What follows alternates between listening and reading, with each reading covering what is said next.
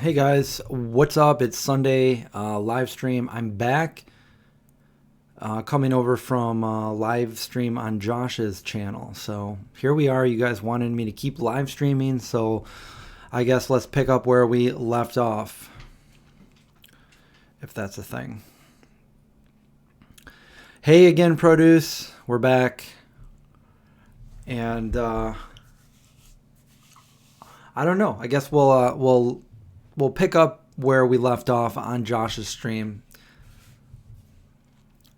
How's everyone doing? Again. Hey Mel, Gary, Awesome Dandy, Mrs. Nightmare, Patricia. So yeah, Josh left for work, and I don't know. I have a little bit of free time that I can do this, and then I got to get back to editing some videos. But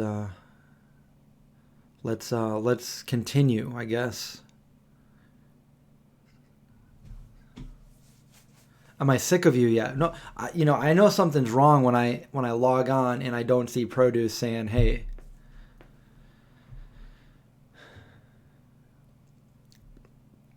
Jupiter Vegan, Patty, Effervescent.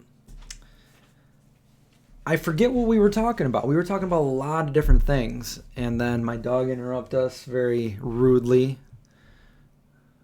Can you believe it? But I fed them, and they're all good now, and now they're laying down, so we're back.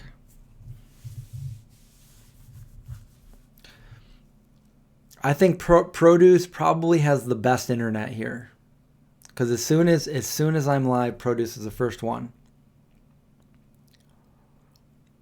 It was supposed to snow in Colorado.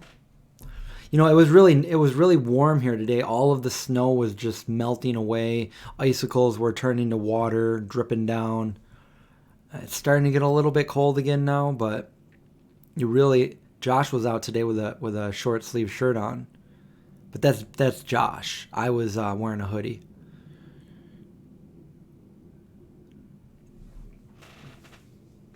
Yeah, that's a good thing. That's a good trying to appreciate vegan food for what it is instead of comparing it to other stuff. That's a great way to look at it, because a lot of people think like it has to taste exactly like the foods that they are going from to.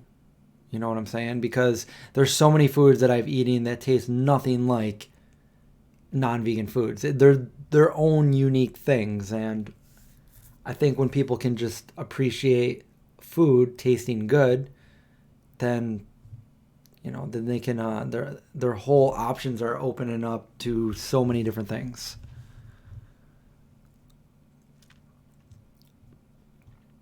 Effervescent hates the cold. I was just saying that yesterday. I said, I love snow around Christmas time. And after that, I don't want to see any more snow. I don't want it to be cold. I don't like it being cold here anymore. And I've lived here all my life, every winter. Well, there was a couple years that I was gone somewhere else, but for the majority of my life, here is where I've been. And Syracuse has the snowiest winters of all the places in the United States. So, as far as cities go. So someday, hopefully, but I would miss it. I would miss the snow around Christmas time if I was somewhere else, which I've done that before when I lived in Florida. I was like, it doesn't seem like Christmas.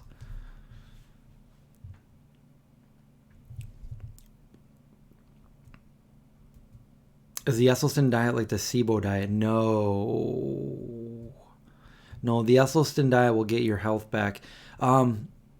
I didn't only do this for myself, but like I also helped another friend do it.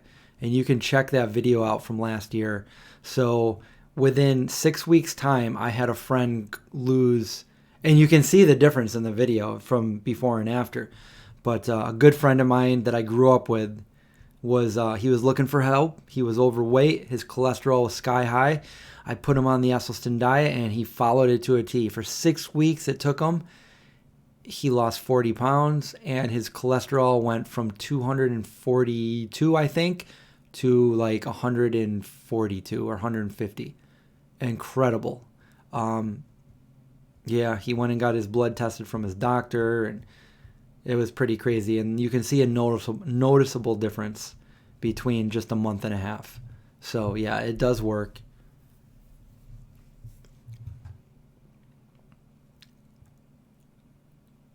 What's the longest editing I ever did from a video? Um, probably about between 19 hours and 24 hours, like a whole day worth.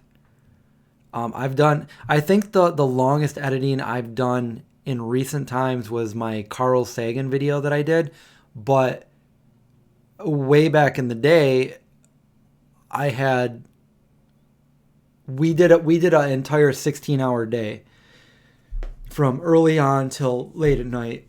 And we did that a couple times. One at an old movie theater here in Syracuse, the Palace Theater, and another time at Strong Hearts Cafe, and then one more time at the Shopping Town Mall after hours. But even though that one was pretty big, the other two were bigger. And this was like the production was like the biggest I've ever personally done.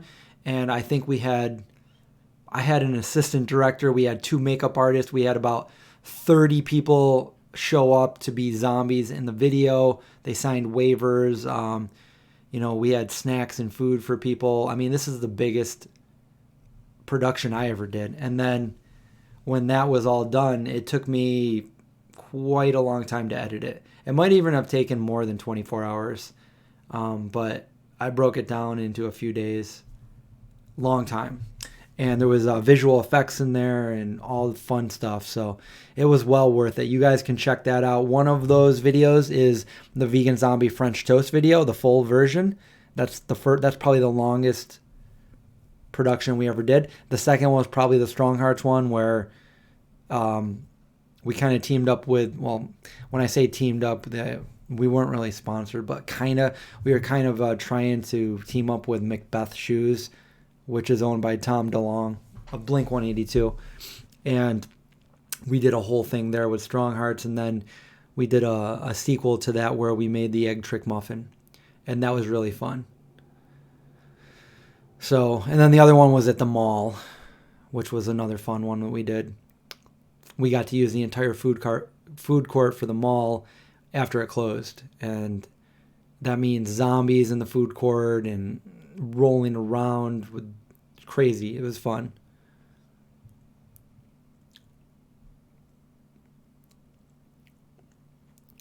Mrs. Nightmare wants to move to a colder place. Don't get me wrong, I don't like it when it's too hot either. Mid to high 60s is perfect for me. You start getting too hot, and I hate that just as much as I hate the cold.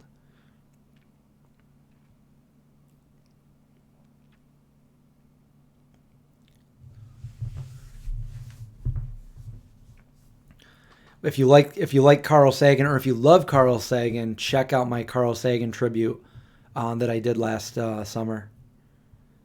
It's pretty cool, interesting. I actually went to his house and where he worked. I went to his office where he used to work at Cornell, and we hiked the same trail that he would walk every day when he would go to work, and we visited his house, and we basically tell a few tidbits of information that are very probably not known by many people. That's one thing I haven't done. I think John did it once, but I've never made my own tofu. I just figure, why go through the trouble when tofu is like $1.50, $1.70. I can just go to get my own at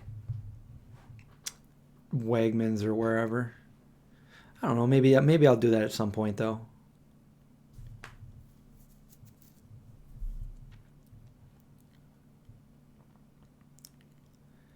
If I ever land a job in Hollywood as a film editor, you still have plenty of experience. I don't want to be a film editor. I want to be more of a director. I always loved editing, but it's come down to the point where like I do it for work now, and it's getting less and less enjoyable.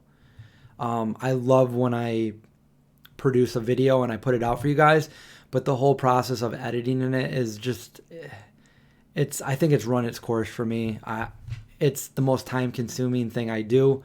If I had extra money, I would hire an editor for my videos, but I do everything. It's all one man. I do everything myself. So, and I'm also editing for a few different friends. I'm helping Josh with all his stuff, and I got a few other friends that I'm doing the same too. So my time is really, taken between all of that stuff. So I really have very little free time.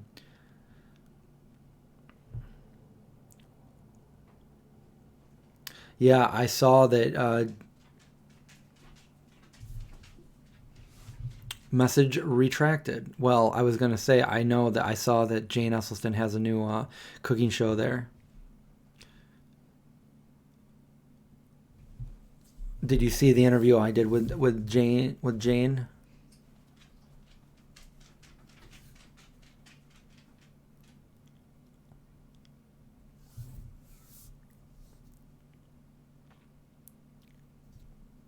My hot cocoa recipe. Did I ever do a video on hot cocoa? I think I only posted it on Instagram. I don't think I actually did a video for it. I'm actually not tired right now, but thanks.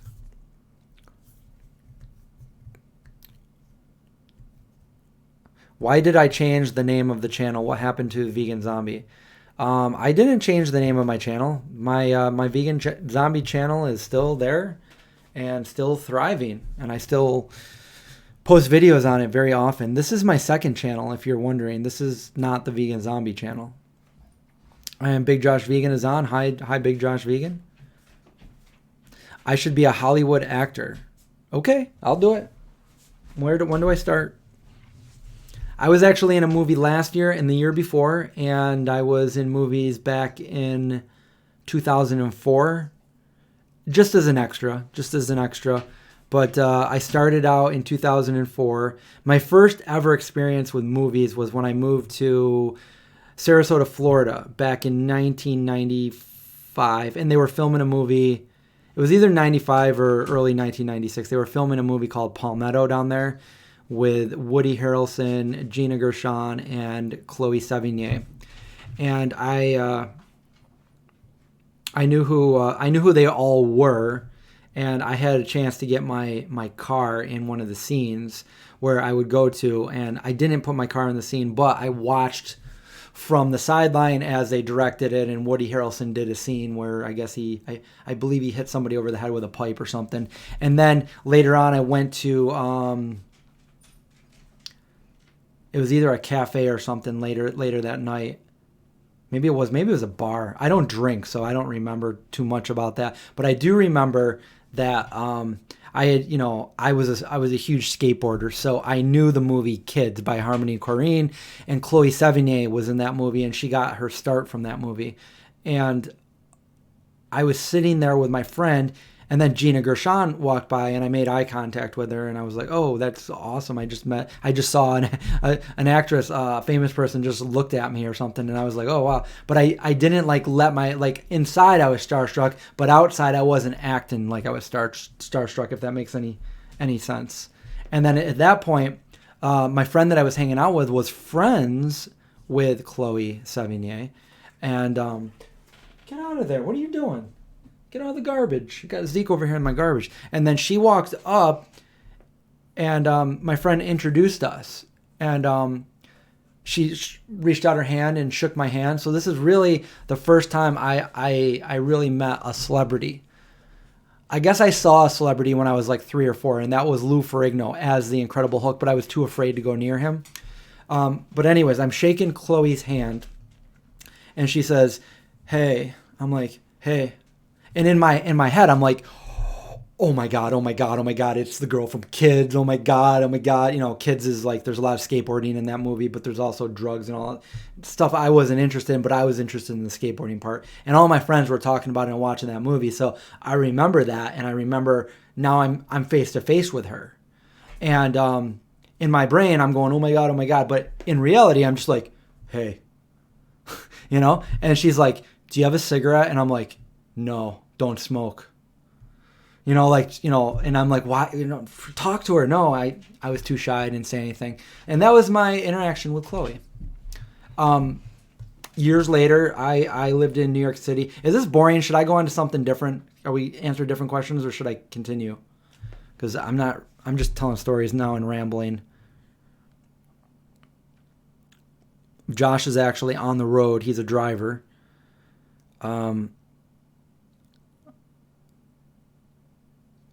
See, I'm missing all these. I'm missing all these questions that people, because I'm over here chatting. That was back in 1996. Chloe might not smoke anymore, but back then, yes. Okay, so people want to keep hearing the story. Okay. Continue more awkward star encounters. Okay, I'm going to keep rambling here. Here we go. Vegans can't skateboard. Vegans are kickflip deficient. I can kickflip. I can skate. Josh is not a truck driver. He's just like, he's kind of like Jason Statham. He's a transporter is what he is. All right. So then I ended up, like, years later, I ended up living in New York City, and I went to school there. And when I was done with school, I graduated, and I was living down there at the time with my girlfriend. And I was kind of just like, I was looking for a specific job, like, because back then I wanted, I went to school I got my degree in criminal justice, and I wanted to work eventually for the FBI. But in the meantime, I needed to get like any kind of work that I could. And I saw that a talent agency was hiring. So I'm like, all right, let's try this out. I think they scouted me out, to be honest with you. I was walking and they gave me a card and told me to check it out. And so I did. And basically, no. It was there was another roommate that I had that was renting from the same apartment that I was living in, and he was doing it. So he kind of put me in contact with that, and I'm like, yeah, sure. He's like, yeah, all you have to do, you get paid. You go there and you can, like, you're like, you sit down and you're like in a TV show, and you're basically the audience in a TV show, and you get like $50 to $100 each time you do it, and you can do it like twice a day. I'm like, oh, that's perfect. And again, this is like 16 years ago. So I'm like, oh yeah, that's perfect. So I started doing that. And of course I was in a couple of TV shows, and I got to see like the behind the scene workings of a TV show. Like when everybody's cheering, there's actually a guy there telling everybody to cheer at a certain time and then telling everybody to be quiet, So something might not even have been like, like when Ellen's doing a show, she might not actually be funny on a certain thing, and there's somebody telling everybody to cheer and everybody's cheering for something. But that's how these things work. So I remember I did that for a while at a few different shows, and different celebrities would come out on that. Yeah. And then also they would look for people that would fit in background of movies. So I did a few of those. I remember, and I got lucky in a couple of them. So I talked about this and I showed you guys some footage. Actually, it was in my New York City video. I showed you some clips of it, actual real footage from when it happened back in 2004. But I was in the show Monk, and I ended up doing a few scenes there that I was near Monk, and they cut a scene out there that I would have been like right there with Monk, because they had a scene where, so if you know Monk, which I've only seen a couple of the episodes, I never watched Monk, but I just want to see what it was about. So I guess he's a detective with like, he's really OCD about everything. And so he's like a germaphobe and everything, kind of like how I am in real life. But there's a scene where he walks out of a porn shop or something, not knowing that it was a porn shop. He walked in to go ask some questions, and then he turns around and walks out like he's traumatized. And when he comes out of the door, they had me like walking down the sidewalk of the city. This is in New York City. And he bumps into me, and I go like, hey buddy, watch what you're doing, like something like that. And they shot that scene a few times. No, you got to go sit down. Come on, go lay down. And then they ended up cutting that out. But I am in it. I am no, come on, we're not doing this. No, I'm live right now. And I'm in Times Square and I had to keep walking back and forth as like just a bunch of people in the crowd. And I had my cell phone, and I remember specifically I called my mom. I wanted to look like I was doing something like a normal person would do. So as they would say, you know, okay, action, I would walk by and I'd be like, hey mom, I'm actually on TV right now. I'm going to be on Monk. You know, I'm talking to my mom, and she likes to tell that story. But if you watch it in one of, I think it was Sandra on here that watched it and took a screenshot of it, of Monk, and you can see me in the background. I look a little different. I don't have long hair. So that was one time that I was in there. Another time I was in a Smirnoff commercial, and I kind of got lucky here because, and I had never like worn anything that was like nice at that time. I was a skateboarder. I wore skate clothes, you know, and they had me come in and they picked me out and they said, come over here into the dressing room. And they picked out a pair of like diesel pants and like a really nice stylish shirt and everything. I'm like, oh, this feels really good. It looks really good. Yeah, I'm like wearing more money worth of clothes than I've ever worn in my life, you know? And so they had me all dressed up in there. And my scene was I was just in the background at a club, at a bar. And then they had like the main girl, the main dude sitting up there in front of the camera where the bar was. And for some reason, the director, he was kind of a dick too. Like at one point he screamed at everybody and everybody just stopped what they were doing. It was a long day. And then the part where I was like way in the background, he didn't like the main dude. So he said, hey, stand up. And the dude stood up and he looked at how tall he was and he's like, go sit down. And the dude sat down and he looked in the audience. He looked over, he points right at me. He's like, you, come up here. He's like, you, stand up. So I stood up. He looked at me. He's like, get up here. So I walked up there. He goes, take your coat off. So I took my coat off. And now I was the main dude, okay? So now I'm sitting there, and I don't drink or anything. So I'm asking him, like, this isn't real? Like, no, it's just water. They can't serve actual alcohol. But I had to do a commercial for Smirnoff where the camera goes right by my face as I'm in the bar scene. Like, I'm like, oh, hey, what's up? I'm hi. So that was another cool thing that I got to do. But then I was in The Interpreter. This was the coolest thing I had to do. So to be in the movie The Interpreter, which was filmed at the United Nations, you had to give them your 3 forms of identification. They had to do like a background check and everything just to get into the and this was Sidney Pollack was the director, and he's since passed away. And I was right next to him. He was directing and everything. Now, the 2 main stars from this movie are Nicole Kidman and Sean Penn.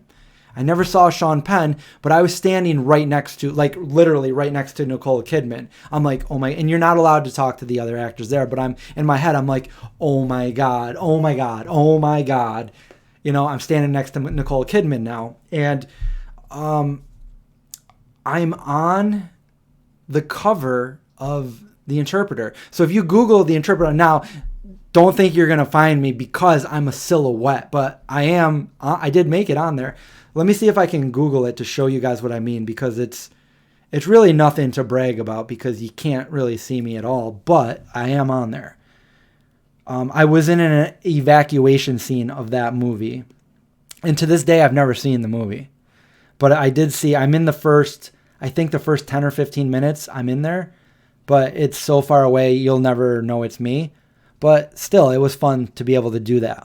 The Interpreter. The Interpreter. It was 2005. We shot it in 2004. Let me see if I can find the image that I'm in. Because they have... Okay, hold on. I'm not making this up. I can't get a big enough picture of it. Okay, let me see if I can Google something different. The Interpreter cover? Not like this really matters, but, you know, I'm telling a story, so...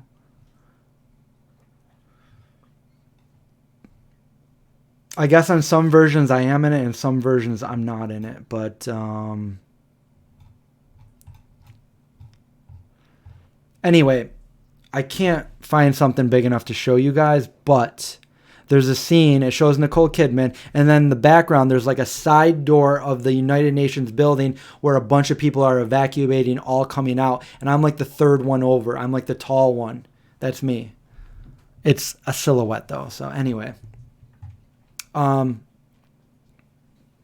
then where was I even going with this story?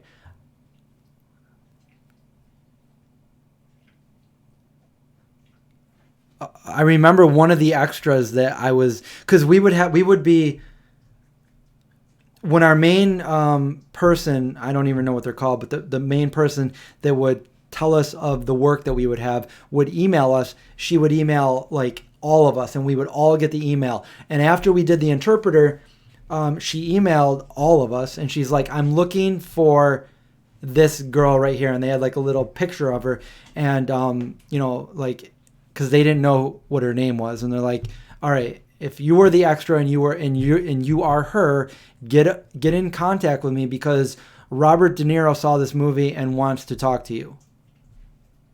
So I don't know if that led to anything, but I forgot what I was even talking about with this. Wait, what? Who would waste their time lying about what?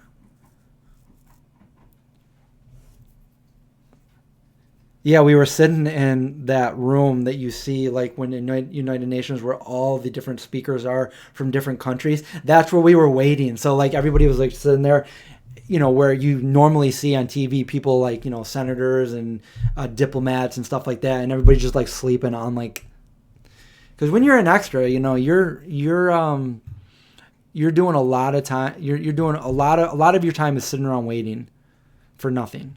And then most recently, 2 years ago, I was in a production that was here in Syracuse. I was an extra. Basically, I rode a bike by the scene as everything. I forgot what that movie was called. It was like She Kills or something. She Kills? Let me see if that's the name of the... She Kills. Movie Syracuse.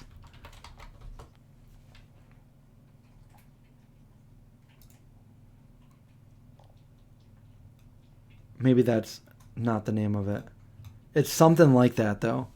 And then the other one that I was in after that, this is last year, I was in the Night House. The Night House. And that was another, and it's out this year. It comes out this year. Initial release was January 24th, so I guess it already came out. And it was the guy that did VHS, and he also did The Ritual and something like that. So here's what happened there.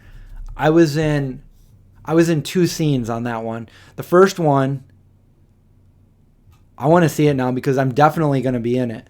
So the first one I got lucky because they sat me in a bar and the main cast was at a middle table and I was sitting directly next to him. I was the closest person that was an extra next to them. And the camera comes in and it comes it's right up to me. So you'll definitely see me in that. And then the second part that they had me come in was there was a wedding scene. And again, the same kind of thing happened to me that happened to me at the Smirnoff commercial. I'm in there, and they have me all the way at the very end. I'm like, nobody's even going to see me in this scene. You get paid no matter what, so it didn't really matter. But then the director pointed at me and told me to come over. So now I'm the closest person again to the camera because now I'm standing there, and this was like a wedding scene, so I'm dressed up like I'm at a wedding. And the camera is literally right here, this close to my face. And while we're waiting, the director he's chatting. I'm talking to him. And I'm like, I didn't bring up that I'm making a movie or anything like that, but it was cool to talk to him. And so I'll be in that scene too. So that'll be fun.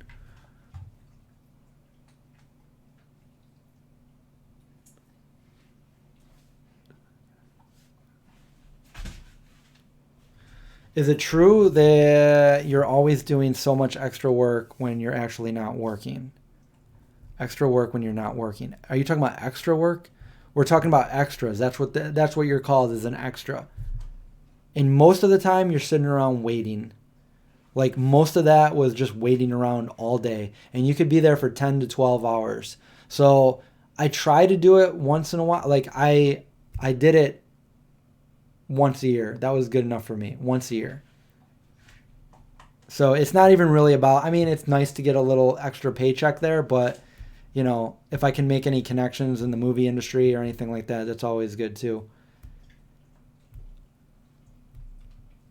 Quiet Place 2. I know they're filming that around here. The original was filmed not too far from here.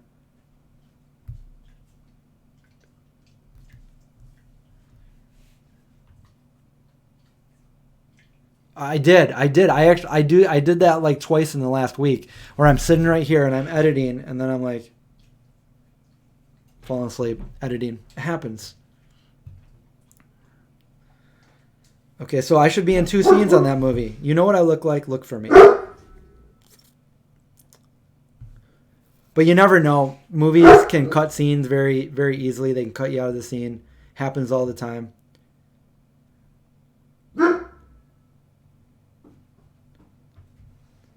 Yep. The film Dilemma. You were an extra. It's always fun. It's always fun. You were right behind Winona Ryder. That's cool. I also tried out for a scene where I had to... this is not even a year ago. I went with my friend Jeremy. And they have a production agency here now.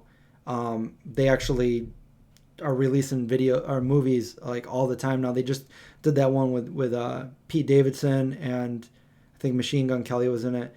And the premiere just came out for it. But so they have a whole production agency here in Syracuse now, because huge tax breaks, and you know, it's bringing the movie industry here to Syracuse, which is weird but cool at the same time. And I went there and I tried out for a scene where I never have had to, as an extra, you don't have to try out for anything. They just say, oh, get over here and do this, get over here and do that. And you don't usually say anything, because if you speak, they gotta credit you and they gotta pay you more. So they usually don't have you speak on anything. That might have been why I was deleted from the monk scene, because I think I was like, hey, watch it, buddy, or something like that. But yeah, what was I saying? I'm like all over the place here. Anyway, yeah, I tried out for a scene there where I had to go in, and I knew I wasn't going to get the part because I didn't fit the part that they were looking for, but I still wanted to go there and read my lines and hopefully be called back for another scene, hopefully. So that was what I did. And I didn't read my lines. I memorized them. So I memorized everything, and I said it, I acted it out, and you know, but I didn't look like a doctor, you know, long hair, beard, just don't look like the average doctor. And there's a lot of scenes that they're asking for people, and I get a lot of emails they're asking me to like go there and play the part of a police officer. I'm like, I don't know. I haven't seen any police officers with beards and long hair and stuff like that. So I'm going to skip those ones.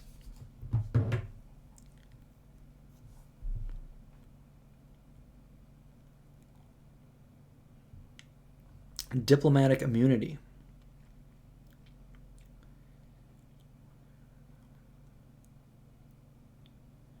Hey, watch it. It's more so, well, they would give you a little bit extra, but now you're talking about being credited. They'd have to credit you in there. I was also in it's called Crucible. It's not The Crucible, not like the Witch Trials one, but it was something that was filmed here. And you can actually, if you have Amazon Prime, you can look it up. It's a short movie. It's like 6 minutes long, but go check that out and watch it. I'm one of the SWAT team police guys there, and you can see me arrest somebody. Amazon Prime, if it's still on there or not, I don't know.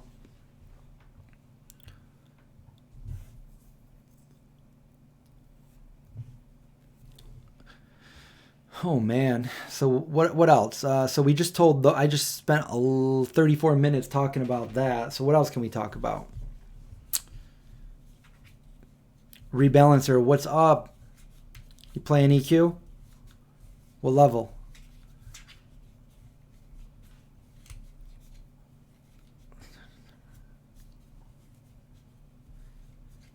I did a couple presentations for middle schoolers from the same school I went to, and that was really fun. Had a lot of people asking questions, and it was cool. We made pizza rolls. It was me and John, and they really liked it. And some of them still reach out to me, and that was a few years back. My mom actually works at the school, so they're like, hey, say hi to your son and stuff like that. So I don't know, they might even be watching right now. Level 13, cool. I think I'm almost 16. Level 16, not 16 years old. That was a long time ago. I don't know. I mean, I can really talk about anything, so unless you guys have anything you want me to talk about, I'm probably just going to ramble or just probably cut this short, so let me know. A lot of people were saying in my last video they'd like to see me do ASMR with the pups eating their carrots. Is it hard having your life online?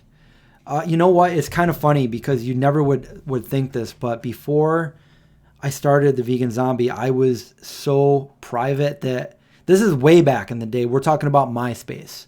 I didn't even have my real name on MySpace. It was a fake name. I didn't want anybody to know my name. I was very private. I didn't even really want pictures of myself up there. I didn't want anybody to know who I was, where I lived, anything about me. And then I started the Vegan Zombie. And after I started the Vegan Zombie, I didn't want to be in front of the camera because I was still like this. I was still very private and didn't want anybody to know who I was. But I started the Vegan Zombie and I got John to be the face of the Vegan Zombie, which meant anytime I needed to say something, I would say it through John.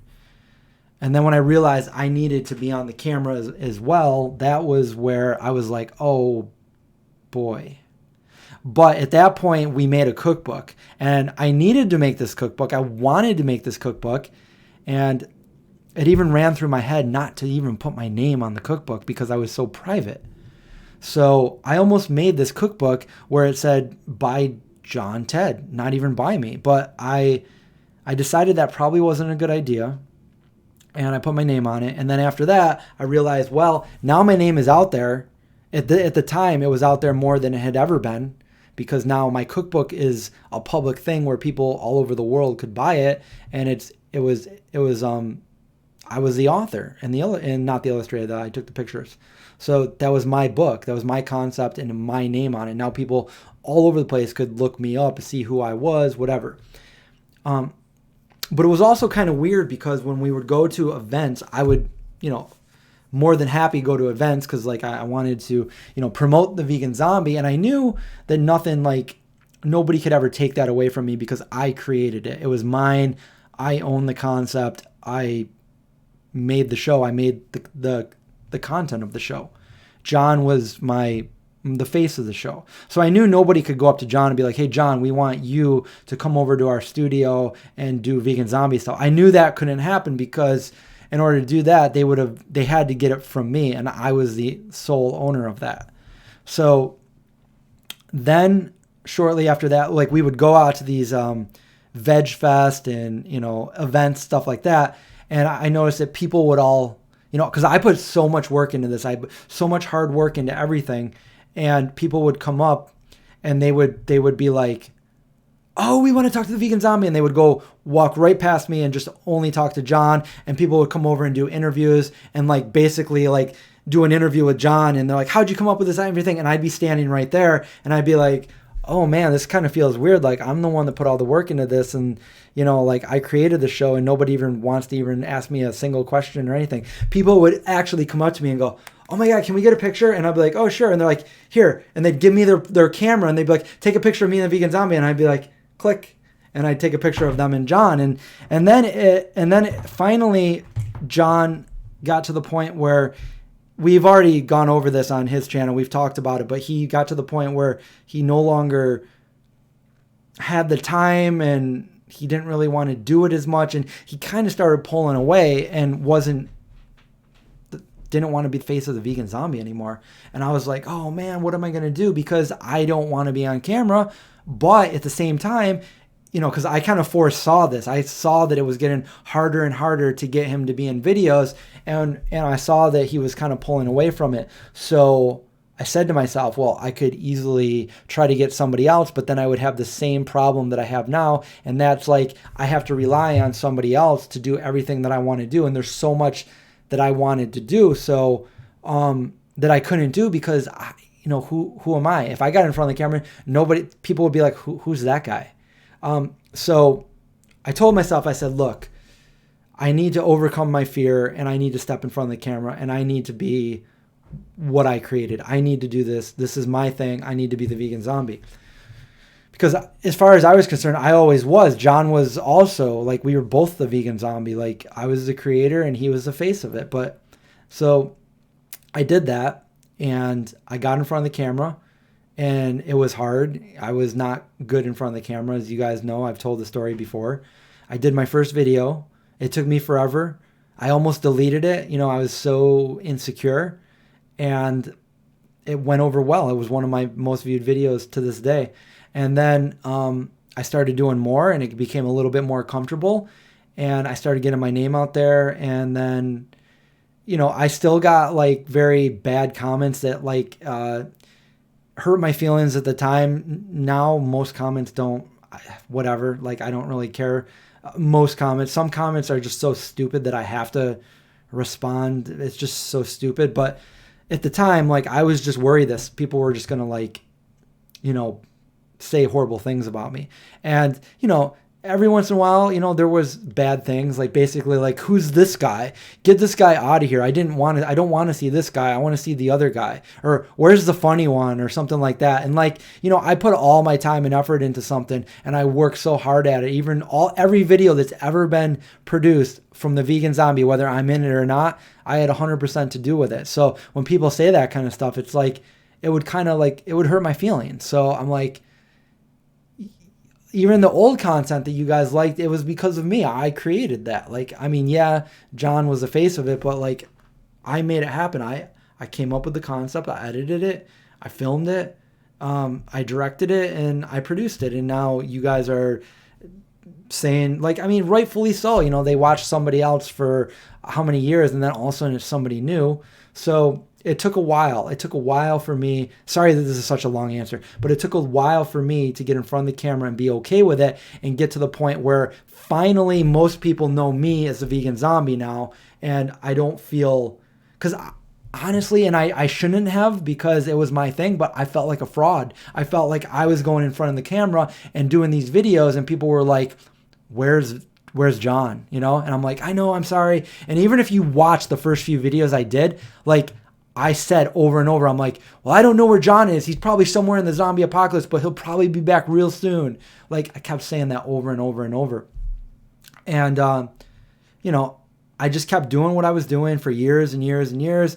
And now I'm at the point where it's kind of changed, where now most people know that I am the vegan zombie. It's my channel. It's my thing. It's my creation. And that John is part of it. And as much as I can, I try to put him in it or go over and do videos with him. But like, I thought it was important for him to start his own channel, which I helped him do. And, everything's good now. So with that being said, to answer your question, I am totally okay with it now, because if you Google me, like, I'm all over the internet and my personal life is out there. You can Google me. I mean, I think the biggest thing that hit me that I was like, are you kidding me? Was I got an email, and I remember the exact day because I have a good memory, but also it was my mom's birthday. I was in Montreal doing a VegFest there, and I got a message from this website, and they're like, hey, we added you to our website, and we want you to just kind of go over and make sure everything's right. If everything's good, or you don't even need to write back to us, and you're up there. And I looked at the website, and it's famous birthdays. I'm on here, and I'm on here with like really famous people, and they consider me like somebody that should be on here. So I go to my name, and there I am, famousbirthdays.com, and then it's got born in Syracuse. I'm the 40, I'm ranked 40 out of people that are famous that are born in Syracuse. And I'm like, oh my God, like holy cow, this is crazy. But so there I am on famousbirthdays.com. And if you go to Syracuse, I think Post Malone is number 1. Tom Cruise is number 2. I'm all the way down in number 40, but just the fact that I'm even on here blows my mind. So, yeah, you can Google me. You can find out just about everything about me because I've told so many of my personal stories on my YouTube videos because I think it's good to be able to connect with people genuinely and talk about these stories about how I got from point A to point B. Obviously, there are certain things that I have never shared with people, but a lot of that you can just, if you know my name, you can look me up and you can find out just about anything about me. And if you go back 10 years, I would probably be horrified of that. But now it's like, I don't care. Right now, I guess it's promoting what I do, and what I do helps people, it helps animals. So as far as I'm concerned, it's a good thing, and I want it to be promoted. And this is kind of a necessary thing to do, is to promote what you do. So the more promotion I can get on it, the better it is, and the better I can do what I love doing, and at the same time be able to make a positive dent on the world. And that's more that I could think of, 15, 20 years ago before YouTube was a thing. So I guess that's your answer.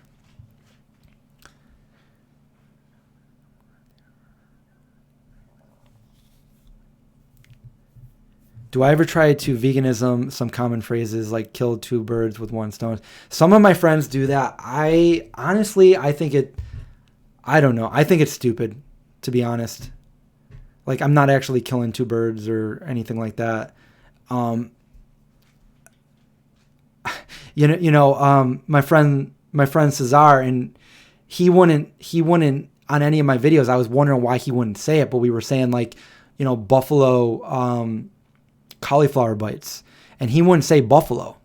And I'm like, you do know why it's called buffalo, right? And he's like, I don't want to, call them buffalo wings, because I'm like, well, first of all, buffalo don't have wings, but the reason why they call them buffalo is because the sauce was first originated in Buffalo, New York. It's not because they're killing a buffalo and making buffalo wings with a buffalo thing. It's because of Buffalo, New York, where that sauce originated. And he was like, oh, okay. But yeah, so I don't know. I know a saying is a saying. I'm definitely not up there with Tom Cruise. He's number 2. Post Malone is number 1. My friend's sister hung out with him like 2 nights ago, Post Malone. And I guess he's a really, really nice dude. Like, he doesn't act like he's famous or anything. Like, he was thanking her for being there to hang out. And she's like, no, thank you. He's like, no, thank you. And then he called up his mom. He's talking to his mom. And I don't know. Sounds like, he sounds like he's pretty nice dude. And he's from here. Yeah, he's from here. I don't know. Post Malone he was some kid that was born here in Syracuse, and then he moved away. He started a YouTube channel, and he kind of got he put out his first like YouTube song or something. And it got really, really, really popular. I think it's got close to 1 billion views, and everybody thought he was going to be a one-hit wonder. And then he kept going, and he's all over the radio now. He's got tons of top number 1 hit songs out there. He's a musician. There's a lot of people here from Syracuse that you wouldn't even know. We have, isn't Tom Kenny, isn't that the voice for SpongeBob? He's from here. We got David Muir. He's the journalist. I think he's on CNN or whatever, one of those shows. Rod Serling, Twilight Zone himself, Rod Serling, although he died before I was born.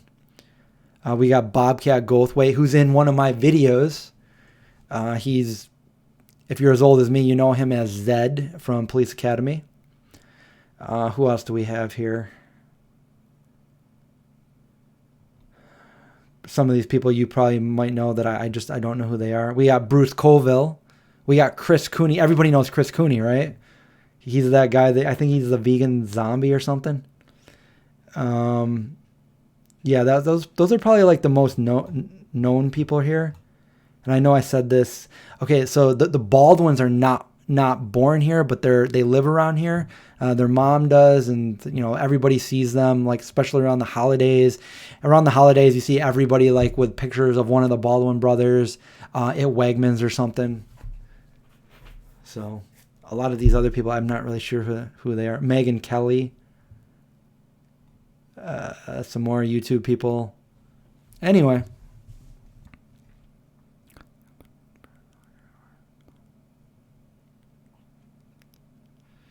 Oren, thank you. That means a lot. I try to always, I don't know why other people don't be like, I've always been genuine and transparent even before I had a YouTube channel. It's the right thing to do, isn't it? Like, why be, I don't know, why be deceitful or anything like that? I always try to tell the truth. And to see, oh, you had a book. John actually had a book signed by Bruce Coville. That's pretty awesome. What books did he write? I thought it was Goosebumps, but I guess that's not the one that he wrote. But he would write like books kind of like that, right? Like scary books for like kids or something. You should bring that onto if you have it still, John, you should bring it on the next live we do. You're supposed to be editing a video right now, right? I was supposed to be editing a video the other night when I was watching you live. Oh, that's funny. I didn't know that. Tom Kenny and Bobcat both did stand-up comedy together when they were younger. Tomcat and Bobcat. Oh, that's cool. And look, they both made it big. Googleating. Why are John and I not a moderator power couple on this channel? Chris? John is starting to get upset about it. I don't think John wants to do the extra work. I know I don't.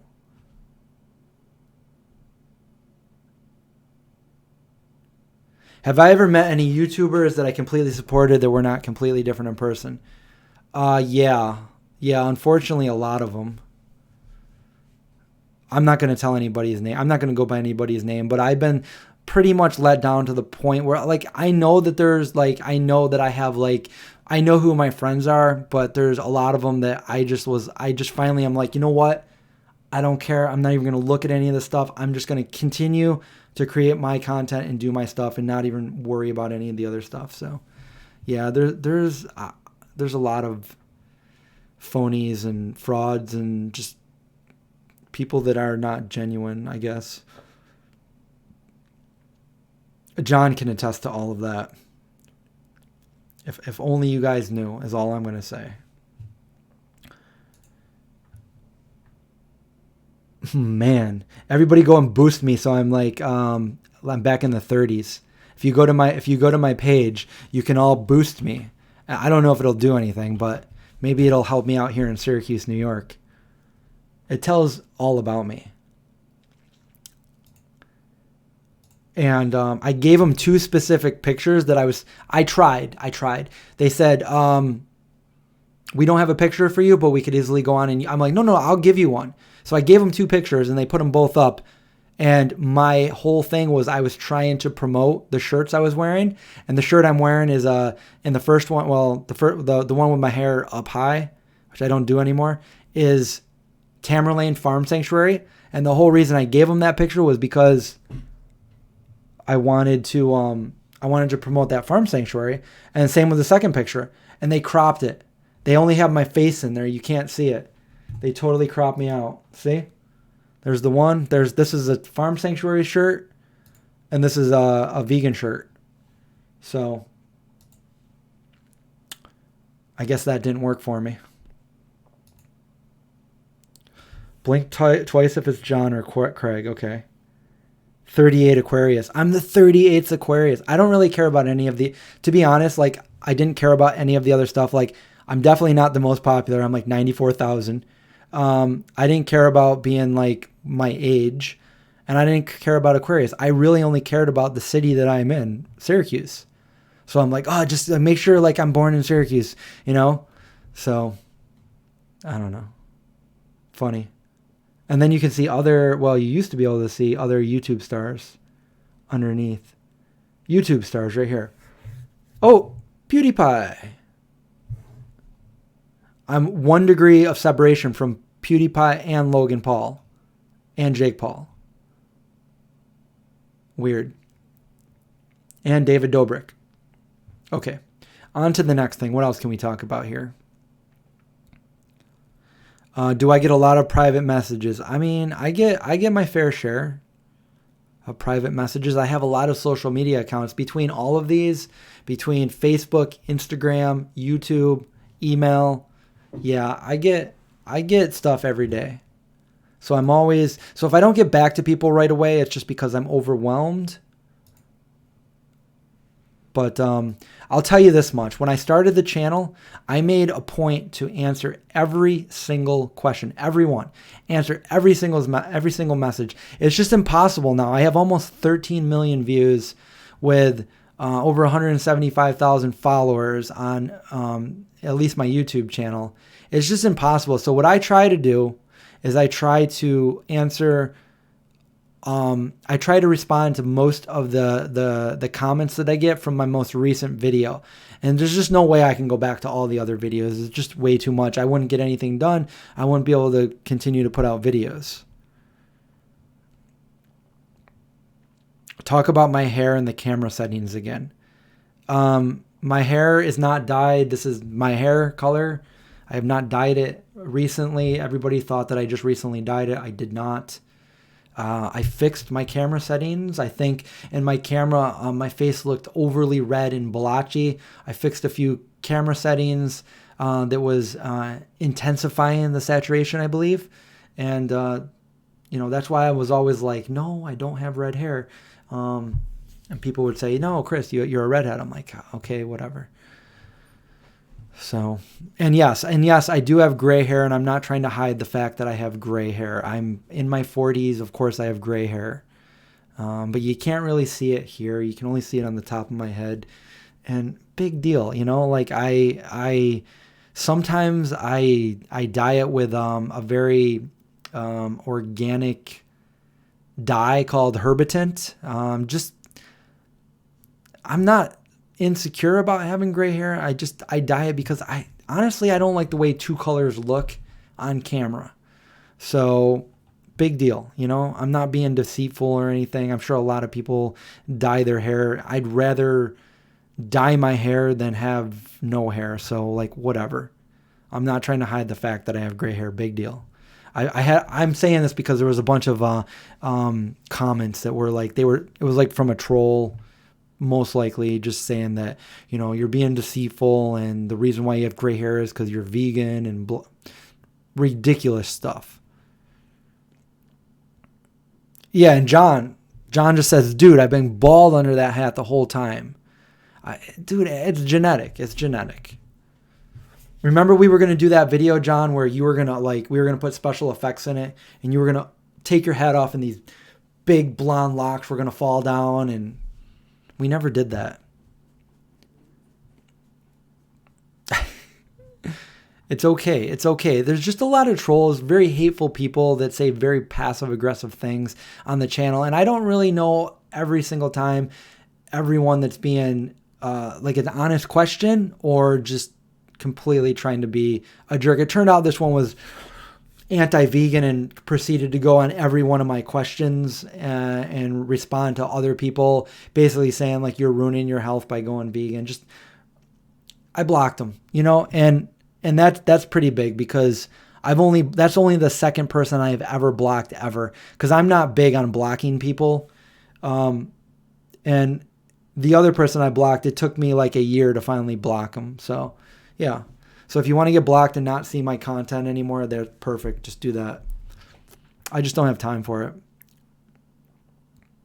But I will say one of the reasons why I don't just block everybody, like I'm not block happy, is because, when we first started this, I remember I was always like so nice to everybody, and somebody like came at us with like some hateful stuff, and I forget what it was, but I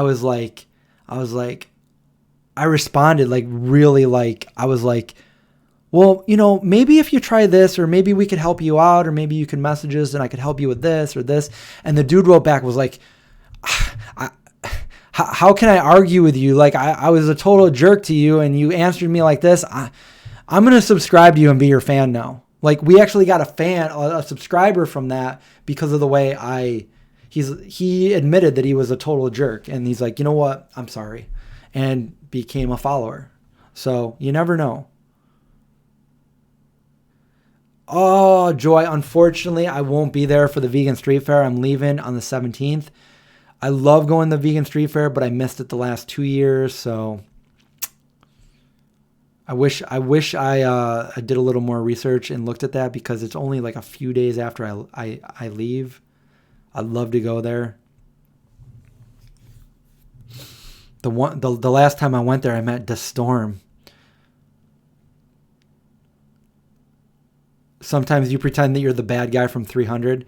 Do you have like piercings throughout your face and because the hair?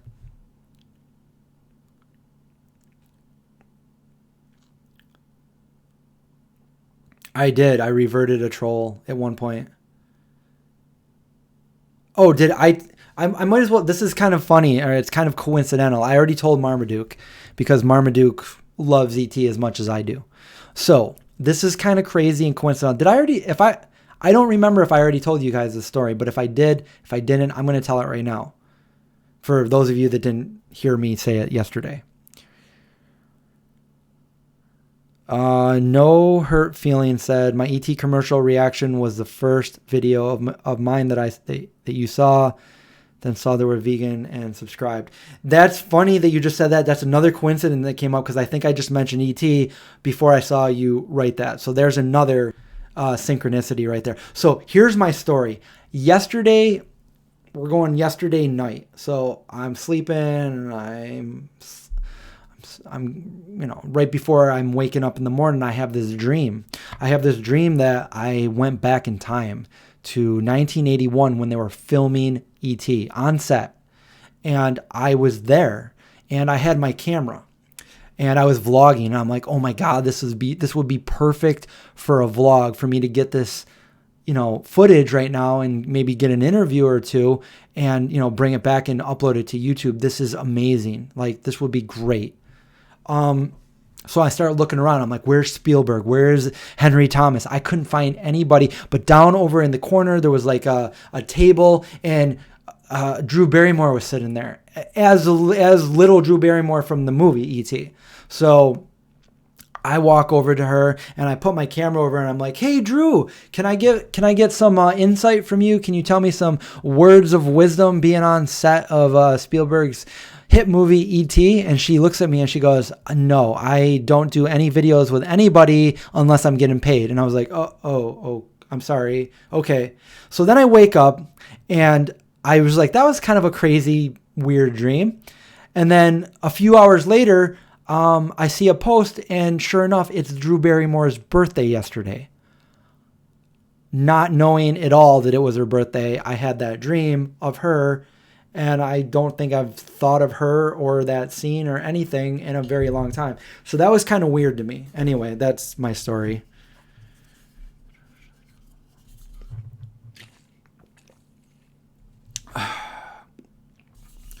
"300 is one of my favorite movies," Effervescent says. This is Sparta.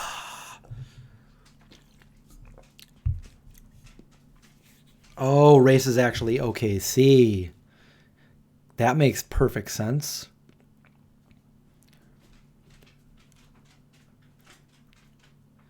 There are 3 colleges here in Bloomington. How can a VegFest-like event get off the ground? That's a good question. I know you need to get some permits. You need to talk to some people that have done events like this in the past, and then you need to start recruiting all of the vendors that will have vegan-only food. That means get all of your vegan restaurants, food trucks, whatever you have. But then you can also find vegan-friendly places that are only going to serve vegan. They all need to know this because it seems like at every VegFest, there's one vendor that has something that's not vegan, and somebody needs to go and talk to them about it. Usually it's not too bad, and they somebody talks to them right away and it's something like honey or something, but I've seen many different things, but and then you want to try to get like sponsors. You want to get some speakers, vegan speakers to go there that can promote the event, and you want to promote it for a while, and you should have wherever you are, you should have like a Facebook community. Like for instance, here we have a vegans Facebook group where everybody is, here in Syracuse, and they can all get together and do that. So you need like that wherever you are, get everybody together and ask what people think about this and where we can get started to do this. Oren, thank you so much. You've done so much for the channel. I want to thank you. Some green agape for me. Thank you. It really helps me out. It really helps this channel. And thank you so much. Seriously. And I haven't forgotten all the other times you've done the same. So yeah, super, super excited and thankful. What was the show on Netflix where Drew Barrymore, are you talking about the Santa Clarita Diet? Probably. Yes. And I was going to move to Santa Clarita when I was trying to move to the LA area. So yeah.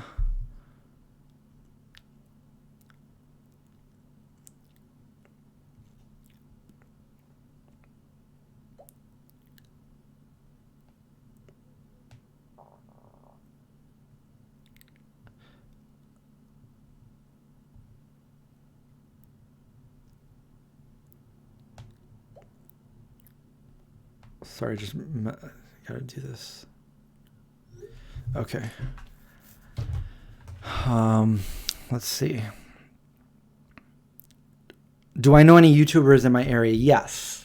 Yes, I do. I've converted a few people to YouTube. Well, first of all, we have Noah Craig and his family. So he counts as a YouTuber. And John and Kristen are doing YouTube now, and Josh is now doing YouTube, and he lives with me. Rachel she's got a channel that she's trying to grow, Rachel Plants. But other than that, other than my close friends right there, I don't really know. I've tried to get everybody, like I see the potential in everybody, and I see the talent in everybody, and I always try to get people to start a YouTube channel. Like I really feel like it's the way to share with the world where your talent is. Like for instance, I have a friend that I've been trying to get to start a channel, and I even said I would help. I would film it. I would upload the video. I would edit it. I mean, he's so creative. He's got one of the top sculpting.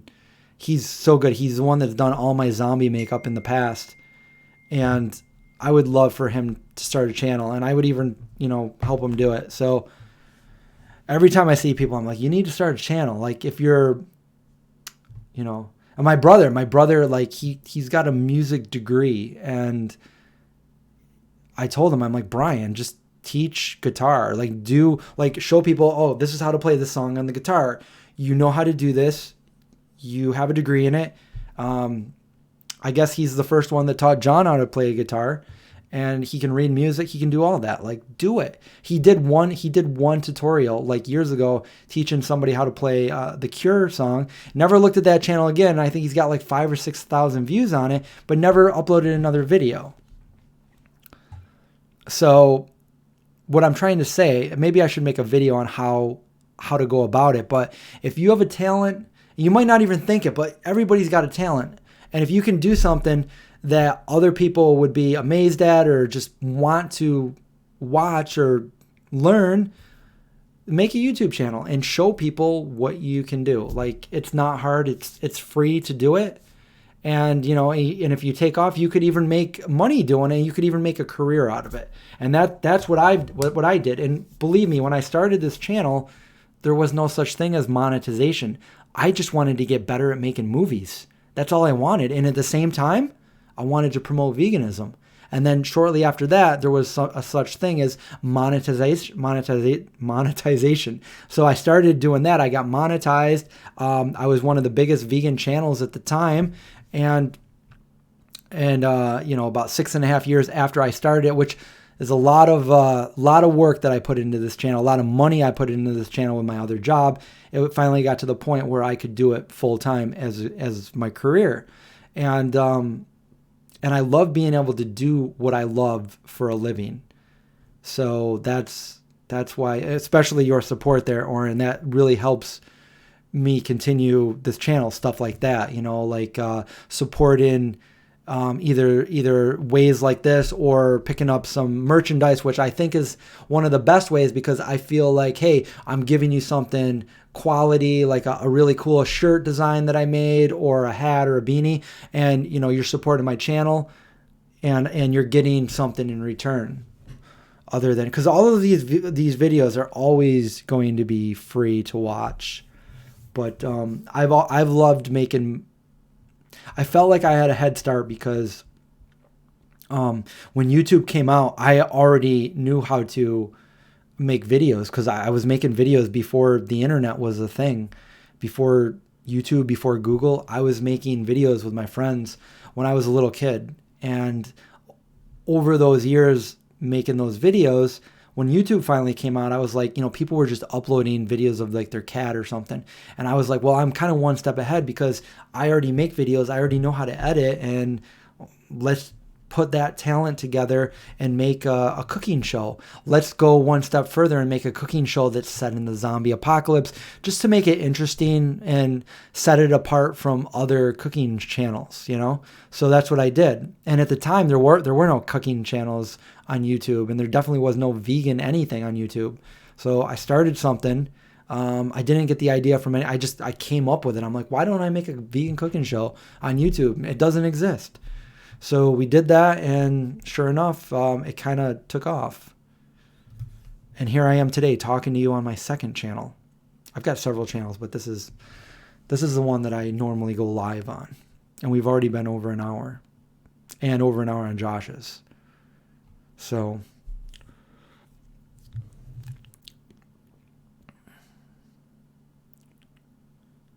that's another thing. So I'm looking at Luna Hawk's comment there too. Josh and I were just talking about this earlier today. Like, social media is a huge thing for me. And before the vegan zombie, like, I did nothing. I did not do social media. I wasn't somebody that wanted to like post things like that. But when you have something like I have, like the vegan zombie, it's kind of necessary and essential to keep up with your social media so that you can continue to grow. Because if you're not growing, you're stagnant, and you got to start looking towards something else if that ever comes about. But yeah, if I'm not growing, that means I'm doing something wrong. And I always want this to grow with veganism. And as every year we grow and veganism just gets more and more mainstream and more popular, the channel starts to grow, and it's good all around. So social media kind of pushes that. It's kind of essential. Your mom can paint rocks. Hey, you might think that that's a joke, but guess what? There might be people that would love to sit there and watch your mom paint rocks, because maybe that's, I could see that being very relaxing and calming to do. So that's why people like those ASMRs, and not everybody likes them. But for me, like, for some people, and this has been like this for me since I was a little kid, like hearing certain noise and stuff, it kind of puts me in a trance, and it's very calming and relaxing. I like it. I like most ASMRs. I can sit there and just go into a trance of relaxation. So you put those headphones on, and you got a good one going where like you can hear the sounds coming from the left and the right, and you got over here and you got over here, and then it's like you got the one of those, and it's just, for me, some people are just like, this is ridiculous, but I guess to each their own. Can I make a fiction story that I can read to you? Well, I kind of already did. I created the story of the vegan zombie. I would love to read that. Like, even after the movie's made, I would love to, because there's going to be some restrictions on the movie because the budget is so small that when you write a book, it can be anything because it's your imagination. You could have $1 billion budget for a book because it's all imagination. It's all whatever is in your head. But when you're putting that on to like the big screen for a movie, you can't always do that. So I would love to turn my original concept into a book at some point or another.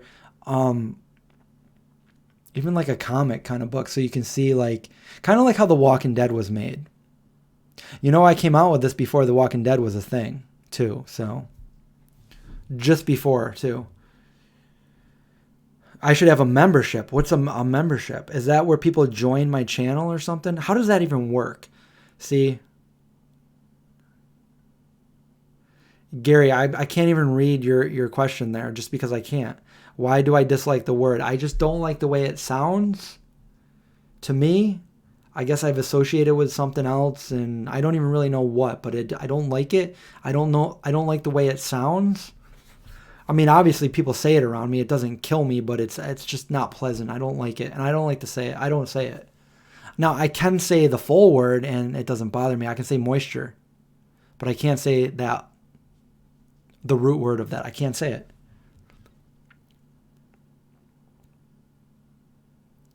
It is soothing, Metalhead. And everybody said in the last video that I should do one of those with my dogs eating their carrots and whatever else they... So I can put a really nice... Well, this is my really nice microphone. $129. And I could put that down there and have the dogs eat their carrots. So that might work. Where I scratch my stubble. Can you even hear that? My face would be all red by the end of that ASMR. How much does it cost to get a real estate license in New York? I don't remember. I got my license back in 1997, I think. Never used it. I don't remember. It's probably different now. That was over 20 years ago. They pay to watch the content. That just seems weird. Why would they pay to watch the content? Oh, they can watch it without seeing any ads. Is that what it is? Do I dance alone at home? Yes, sometimes. I have a video of me doing that I never posted. But yes, I may do that sometimes. Dancing with the dogs. I'll be dancing with my dogs. We danced to Just Like Heaven of The Cure because, hey, they're my favorite band.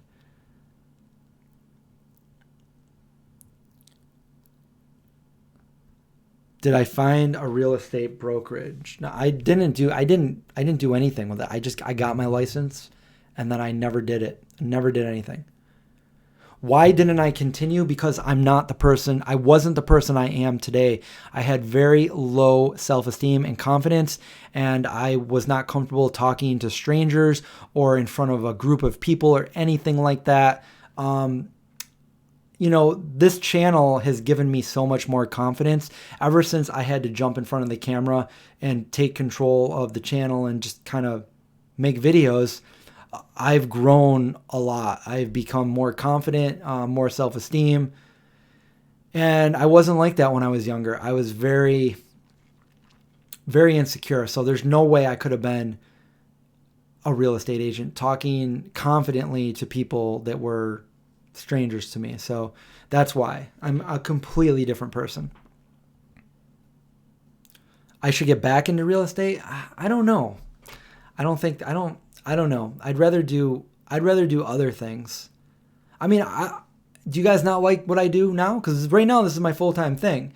And if I were to go out and get something that wasn't this, I would be losing out. So I'd rather do some more gigs with what I'm doing than take time away from doing what I'm doing. You know what I'm saying? Because I spend all of my days working.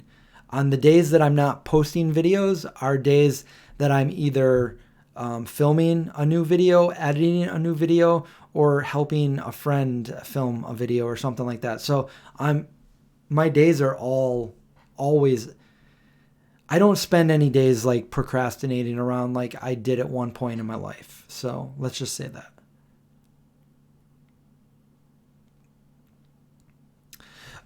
So yeah, that's the other thing. Wait, where's this question here again?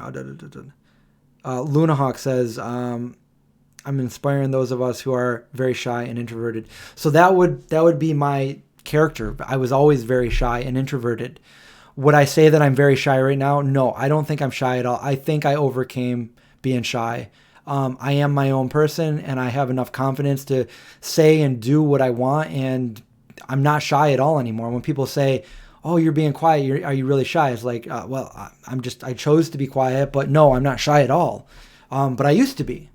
Am I introverted? Yeah, I think I might always be introverted, but I'm introverted in the sense where I can be an introverted extrovert. Like I can go out and do things and be an extrovert in certain situations.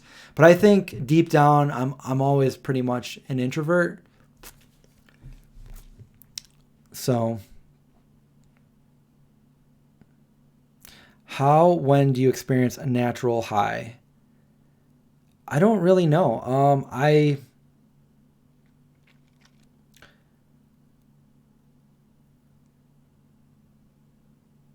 don't know.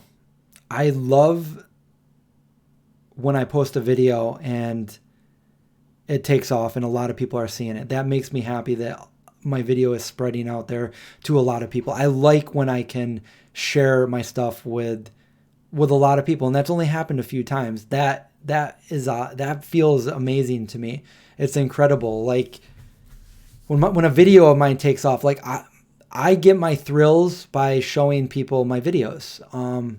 When I make a video, everything goes in it for you guys, for the people that feel like they want to watch my videos.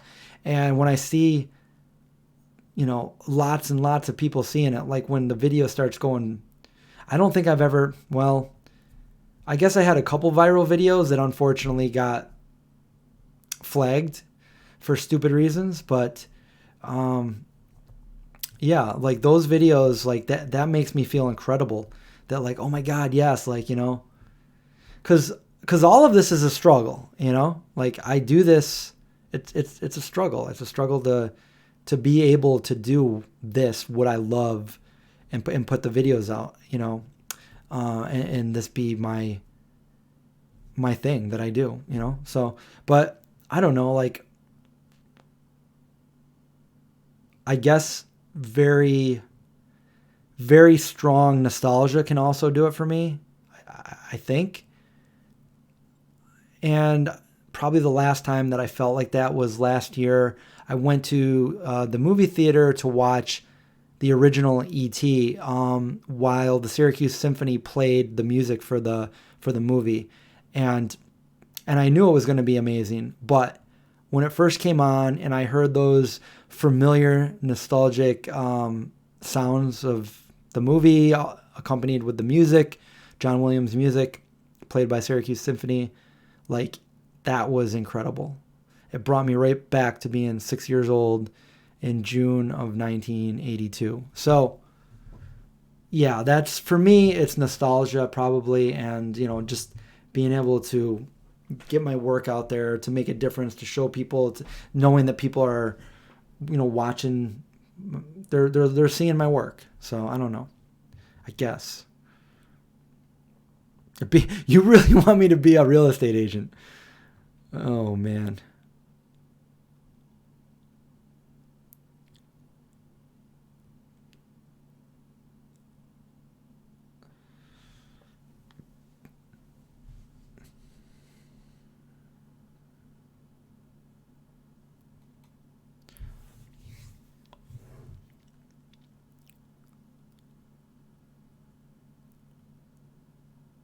Oh, Julie says, everything I was saying describes you as, are you talking about me or somebody else? I was literally a selective mute as a child and appreciate being social now as I'm older, but totally fine being alone too.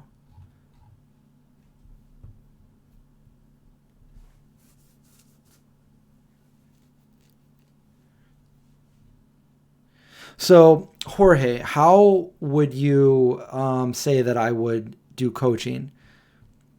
Like, what would I do with that?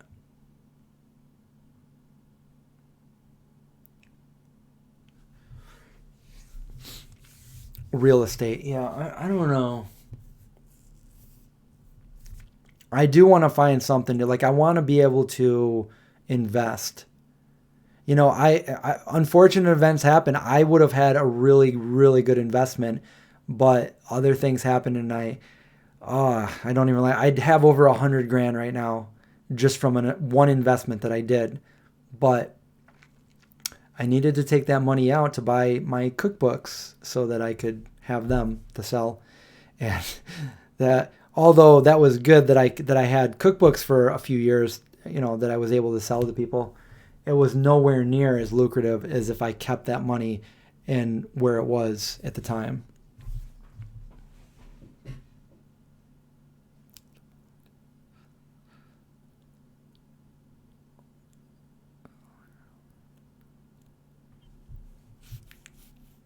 Become a real estate secret agent. There you go.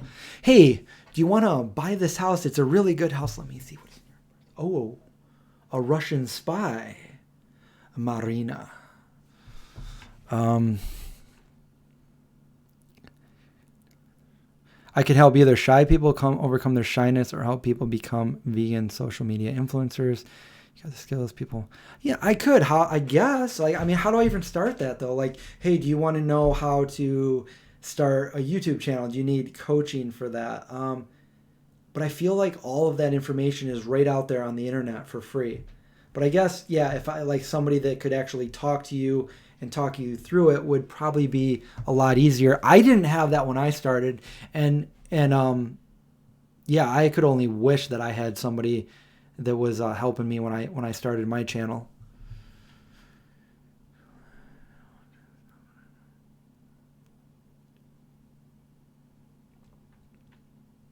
Melissa, I love doing this because this is what I do. I love making videos. I always have.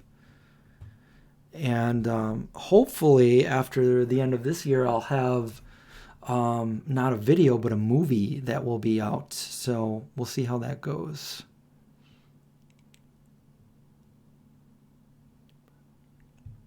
Always think of me as an old soul young man. It's a neat part of your spirit. That's funny because I kind of feel the same way. I feel like in my mind, I kind of captured, like I always said when I was a little kid, I said, my mom says this about me. She says I've always been like the Peter Pan syndrome. Like I said, I am never going to grow up. I don't want to grow up. And, oh yeah, you'll grow up someday. No, I don't. I want to be young forever.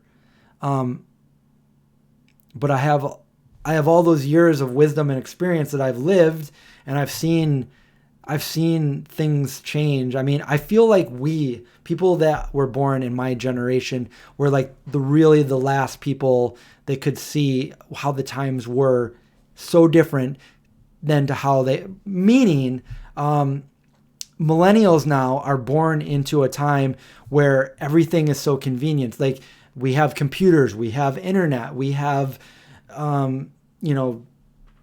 video games that are crazy realistic. We have so many things. Smartphones, some of the cars today are crazy. But when people from my generation grew up, I remember before the time of VCRs, before the time of remote controlled TVs, before the internet, before smartphones, before cell phones, before microwave ovens, all of this. I remember before all of this, the only way that your parents could get a hold of you is by telling you be back by the time the streetlights turn on. They couldn't call us on a cell phone. They didn't know where we were. And even when you were trying to call somebody, you would only be able to get a hold of them if they were home and they answered their rotary phone. And if they weren't there, say, oh, well, when he gets home, can you tell him to call me? Yeah, here, take down my number. There's no caller ID, none of that. And then they would call you back. Hey, is Chris there? Oh, no, I don't know where he went. He's out with his friends somewhere riding his bike. I don't know. Okay, will you tell him that I called him when he gets back? Okay, we saw all of this go from that to where it is today. And let me tell you, it is so different today with the help of the internet. Like, I mean, look at all of you that I'm talking to 77 of you guys right now. Imagine 77 people standing in my front yard when I was little, and I'm talking to all of you of 77 people in my front yard. That would be crazy. But now I can sit in my office at my desk and stream a YouTube channel to everybody. So I'm just saying, like, the times have changed so crazy that it's so different. And being born in the 70s and just knowing, like, my grandma my grandma was born a few months after the Titanic sank in 1912, and growing up with my grandma and my uncles and aunts that were so traditional compared to how, I mean, they never saw the internet. They never saw certain things that we're seeing today. It was so different. I don't know where I'm trying to go with this, but I know where I'm trying to go, but I don't know if I'm articulating it. But yeah, so yeah, you might be right. Like, I'm an old soul because I kind of like latch on to sentimental things, to nostalgia, things that happened in history. And it really makes me think about it very, very profoundly. Okay, next question. Carrie's grandma was born in 1908. Yeah, a long time ago. Your grandma was born when you were in kindergarten. Mine wasn't. Mine wasn't born until like second or third grade. I remember the principal from my kindergarten, he just died like a few months ago. And I remember, I've got like a photographic memory. I can relive everything I've ever done. I was in kindergarten. So this had to be 1980, 40 years ago. And it was January 25th. How do I know the date? Because it was my birthday.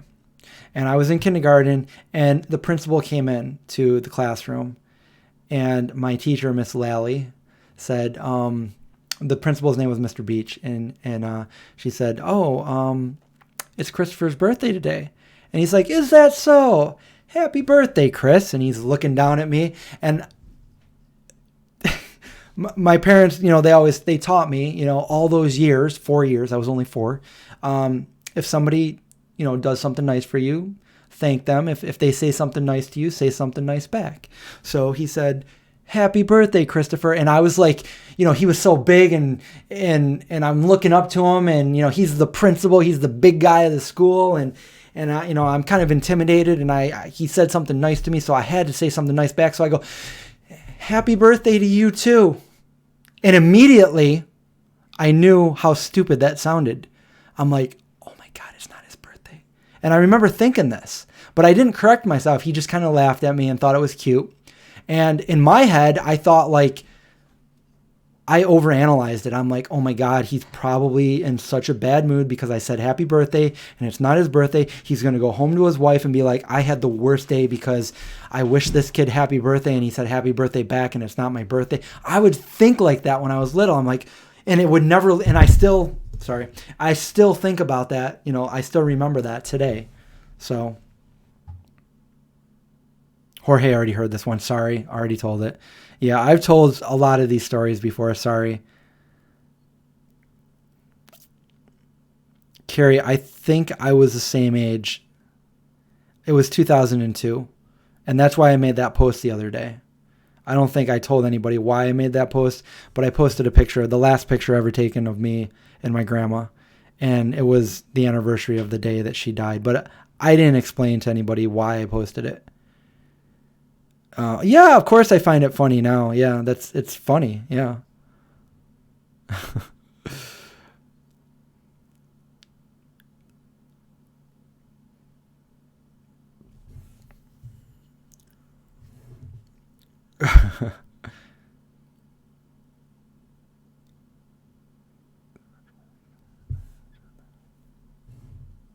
how to speak. Wait, I am sure there are videos out that speak on how to start VegFest like events, but then someone who you look up to has been to countless. I think you're a good person to ask. Okay, so there is, I don't know how to get into it, but there's man, what is it even called? There's a closed group on Facebook for vegan event coordinators. And you might want to search that out.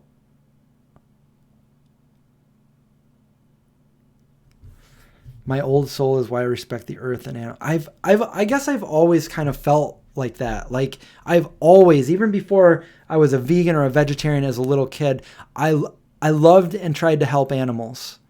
And, you know, there were points when like I really pondered and wondered about like what we were eating, you know, and what my mom would tell me.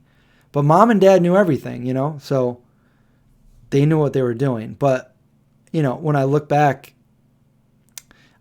I was more often than not spitting my food out into a napkin, you know.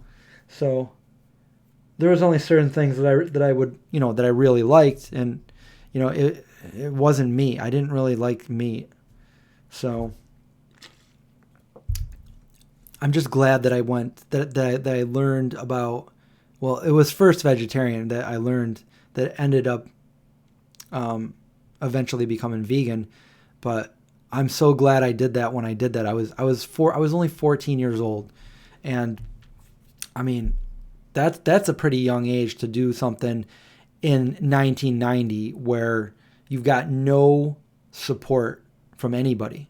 I mean, I'm not even old enough to have my own job to buy my own food. So I'm now scavenging my mom's kitchen, trying to figure out what I'm going to eat and how to make food. That was pretty much the age I was when I started learning to cook my own food, figure out what I'm going to make. And hey, look what happened. I stuck with it and everybody followed me since, you know. They all thought I was crazy back then, and just about 99% of them are all vegan now. So just stick with it.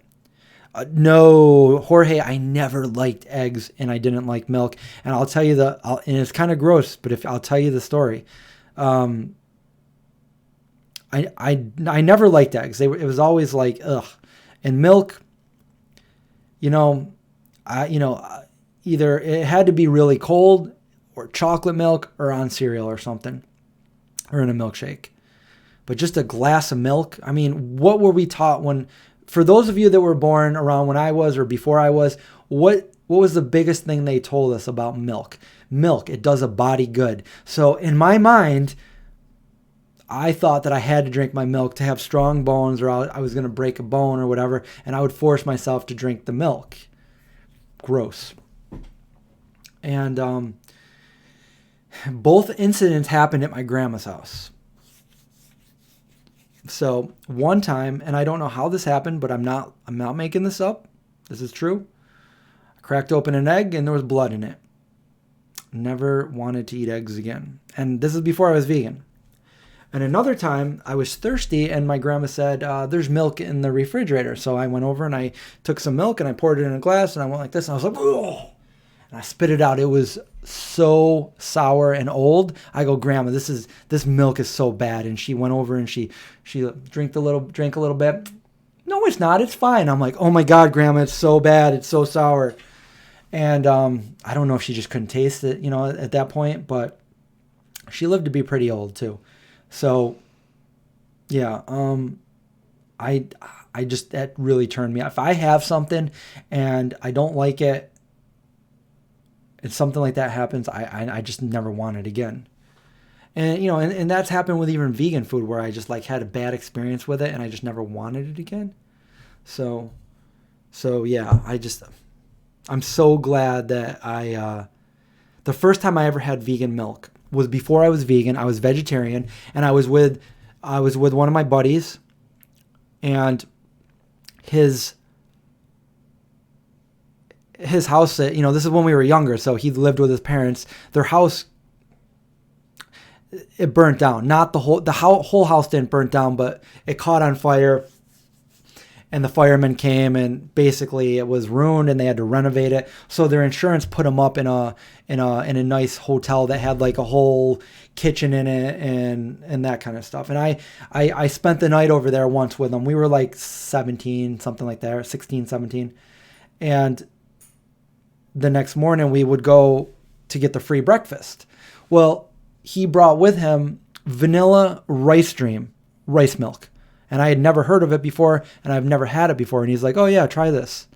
And I was like, oh, yeah, I want to try that. And I remember we got some cereal, and I poured it on there, and I really liked it. And to this day, that is one of my favorite vegan milks, is the vanilla Livestream. I love it, but I like Oatly better, so I just kind of stick with Oatly. I don't really buy the Livestream anymore, but it's definitely an option. If I can't find the Oatly, I love it. It's a lot more thin, like it's liquid. It's very liquidy. It's not smooth and creamy, but I really like it. It's almost like a nostalgic flavor just because I started out with it almost 30 years ago.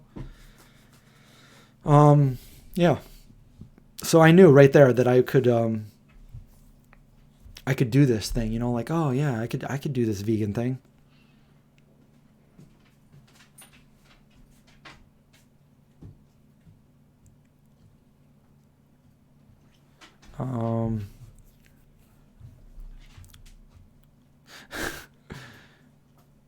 Yeah, my reaction after my grandma said it was good. Nope, grandma, I'm not trusting you with food anymore.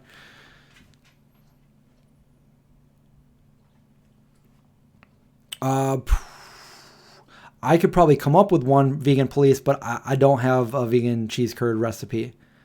I'm wondering if, you know what? I wonder if Miyoko does, and I will see her in a couple weeks, and I will ask her if I don't forget.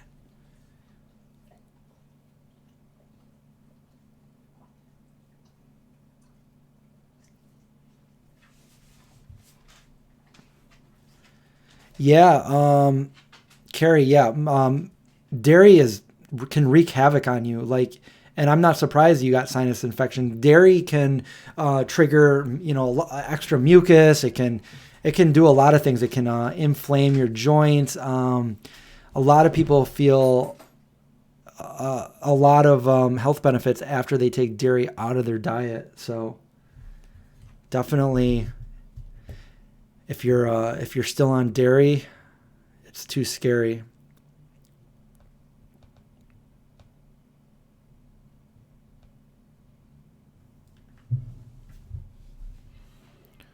Drinking soy milk right now. Soy milk was my other favorite, but it had to be vanilla. And my very favorite was the Silk Very Vanilla soy milk. And I know they still make it, but it's very hard to find. I've only found it at that bargain grocery, which I don't even know where they got it from because I can't find it anywhere in any of the stores near me. So very vanilla. I don't. There's a lot of. See, this is the other thing that I would tell people. If you're just going vegan or you're trying to go vegan, and you try a plant milk and you don't like it, don't think that vegan food tastes bad because there's a lot of plant milks out there. I think there's more plant milks out there that I don't like than I do like. So when you find something you do like, just stick with that. And like I said, there's so many out there. I don't like the plain thing. I don't like the ones that are plain. I don't normally care for most almond milk. But there's a lot of really good ones. I would say in recent years, my favorite without a doubt is the Oatly oat milk. There is other oat milk out there too that doesn't taste as good. So if you get like a knockoff of that and you try it, you might be like, what's he talking about? This doesn't taste good. Well, maybe it doesn't taste good. You got to go for the good stuff. My favorite is the Oatly in the white container. The chocolate milk is amazing too, but I barely ever get chocolate. I usually go with the white container because on top of that, and you would be surprised, but most of these milks out there have oil in them. And some of you would be like, oh, big deal. Oil's not a thing. But for those of you that don't want extra oil in your food, the Oatly in the white container does not have oil in it. And It just happens to be delicious. So, but it's also one of the most expensive plant milks out there. So that's the other thing. That's one thing that I make an exception for, is when I go to buy Oatly. It's $5 a container where I buy it, and I always buy it because it's my favorite one. There you go. Produce likes the Oatly too. Yeah, there's a lot of plant milks that I just don't like. I don't like it. And there's also vegan cheeses out there. There is vegan cheese. Most of the vegan cheese today, I would say, is really good. They finally made it. But there are some that I was like, this is disgusting. You know, and unfortunately, people would be like, well, I'm going to try vegan. And they get that cheese. And they're like, oh, and they never want to try vegan cheese again. When in fact, you got one bad one out there making a bad name for the other ones. Still waiting for strawberry vegan milk. Jorge, they actually have it. Oatly has strawberry milk, but I've only seen it in Iceland. My friend brought me back some from Iceland. I'll ask them. I'll see Oatly too at the expo. I'll say, when are you going to have strawberry Oatly? I think, I could be wrong, but I think the majority of people don't like the strawberry one. I know I don't. I never liked the strawberry. Laura says, yeah, I had a hard time finding plant milk with no. There are a few, but off the top of my head, I only know of like 3, other than if you want to make your own. Yeah, Marmaduke, you can probably get the strawberry Oatly over where you live.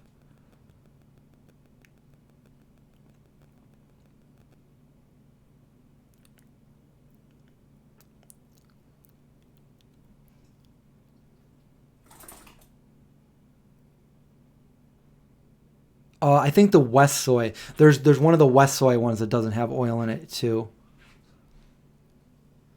Oh, you hear this? Rebalancer says Morrison's supermarket in England. So if any of you are over in England, has strawberry soya milk. Oh, but it disappointed. Okay. Patricia says there isn't any Oatly near me. I make my own vegan cheese, potato. Yeah, I make that sometimes too. It's really good. And guilt-free because it's healthy. But I'm sorry for you that you don't have Oatly near you, because making your own oat milk is not the same as Oatly. Oatly perfected it like 30 or 40 years ago. They've been doing this. So there is one other brand that rivals Oatly. I've tried almost all of them, and most of them are like, it's okay. It's not Oatly. It's okay. And then I tried one. I'm like, this is just as good as Oatly. So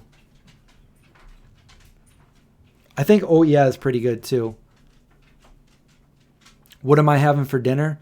I don't know. I might have some of the stuff. Well, you guys don't know because we didn't put the video up yet. But I made some stuff for Josh that is really, really healthy. So I might have some of that, which is not telling you guys the answer. So yeah, you'll see in future video.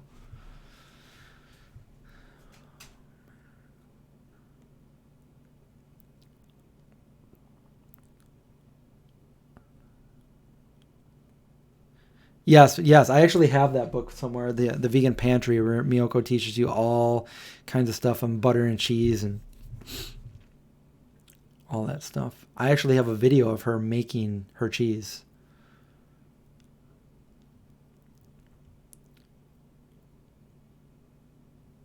I tried the strawberry Oatly. I did it in a video. I tried strawberry Oatly. It was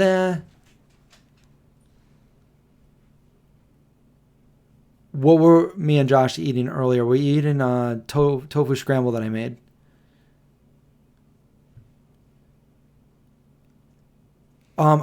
Josh bought a bunch of stuff. We went to the grocery store and I made something real quick, and he brought some of the stuff with him on the road. He bought a bunch of pretty healthy snacks too. So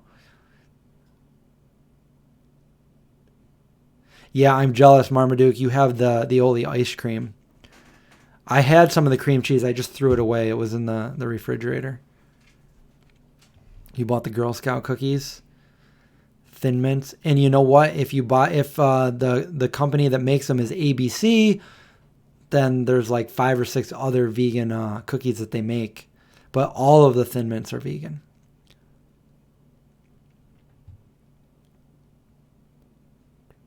I haven't tried any of the oat milk based So Delicious yet.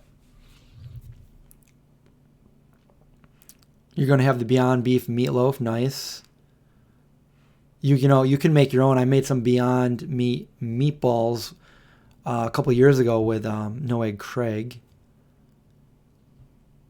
Yeah, the pups already ate. I'll probably give them a snack a little bit. Oh, they didn't have the ABC Bakers? Well, that's why you got to order from them. You can order on them. I think I had a link that I posted. You order from them, and I think they'll send them to you.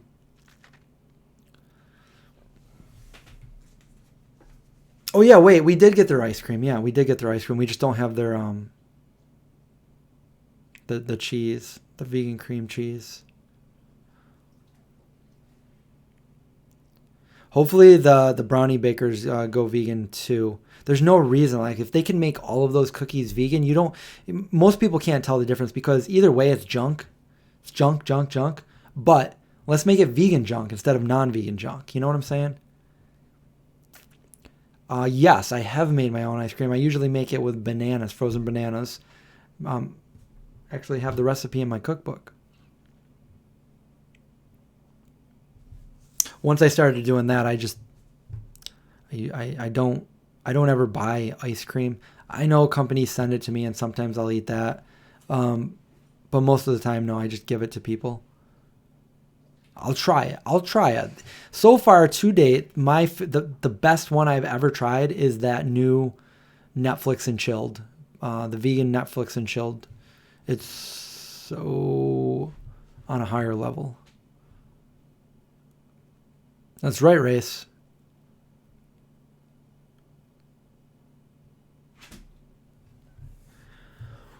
Wow. Time is flying. We're almost at 2 hours, which means I'm over 3 hours streaming today. Maybe I should stream on Twitch afterwards. Do a little bit of Twitch. No, I got to edit a video, though.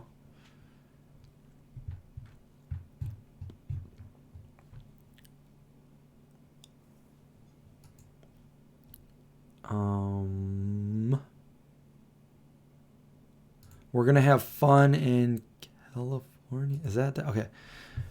Yeah, California. I can't wait. We have an Airbnb set up for me, Big Josh, Craig, Kat. It's going to be fun. We're going to be going to the expo. I'm going to show Josh some places to go eat, hopefully before we go there, because we both get into the airport a little bit early before we can even check in. It's going to be fun.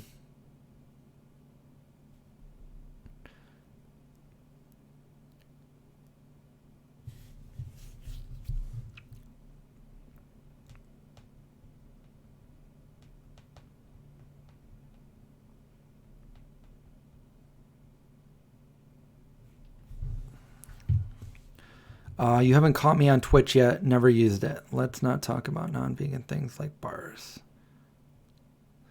Yeah, I go. Twitch is fun. I usually play EverQuest over there and just chat with the chat room. Talk about whatever you guys want to talk about. How do you get on Twitch? So Twitch is. Let me see. Let me share my Twitch account with you guys, where you can sign up and go follow me over there. Wait, hold on. Okay. I usually go on Twitch really, really late at night. But yesterday I went on at a fairly decent time. But if you ever catch me, feel free to jump in. And mainly I'm just playing EverQuest, which is a video game, and chatting with whatever anybody wants to talk about. So it might not be zombie related, it might not be vegan related, it might be something completely different. But I am there live. It's my dog. Hold on 1 second. Please stop. Please stop. Please stop.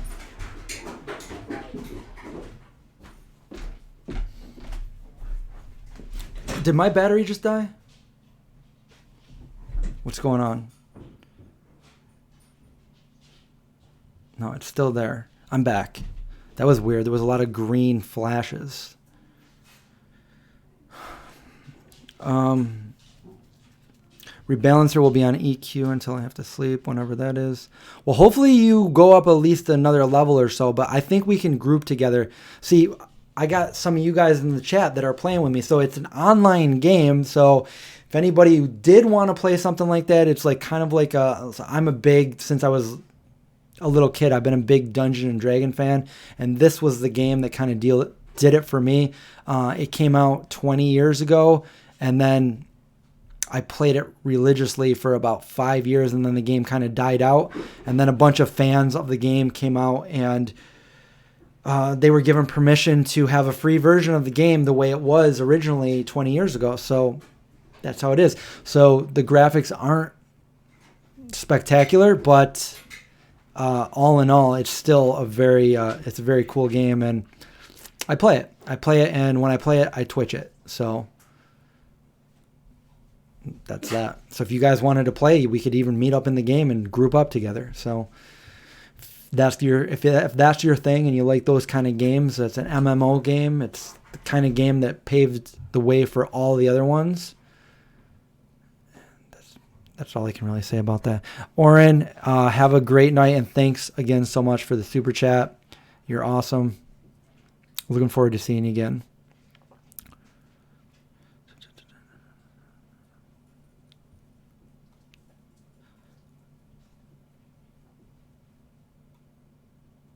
So basically it is what I mean by MMO. It's a big, huge world. It's a virtual world where lots of people all over the world are playing at the same time. So you're on there with like 1,000 other people. It's a huge world. So there's many other people just like you and me that are sitting at their computer that are playing the same game as you. So you can go and interact with them. So you're not like playing like, for instance, Super Mario Brothers, where you're just playing the game and that's all you're doing. You're actually playing with other people. You can group up and strategize and do all kinds of things with real people that are also playing. And you can pick a different character, and this is fantasy, so I have a dark elf, and my character is a magic user.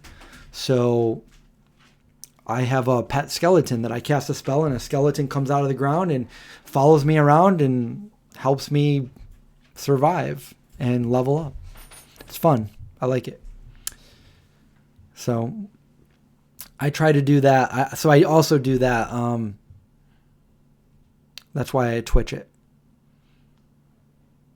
Because I feel if I'm Twitching it, then I'm still connecting with people. And I feel if I don't do that, then it would be more of like a complete, almost waste of time, and I wouldn't want to do it. So, what's my favorite Girl Scout cookie? I don't know, because I haven't had a Girl Scout cookie in a really long time. Thin Mints are, I guess they're good. There's a peanut butter one that's good, but they're just not my thing. I don't really crave Girl Scout cookies, even when I had them here at the house.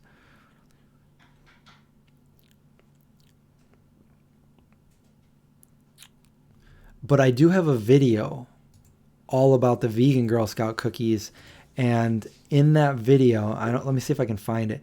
In that video, wait, what's this?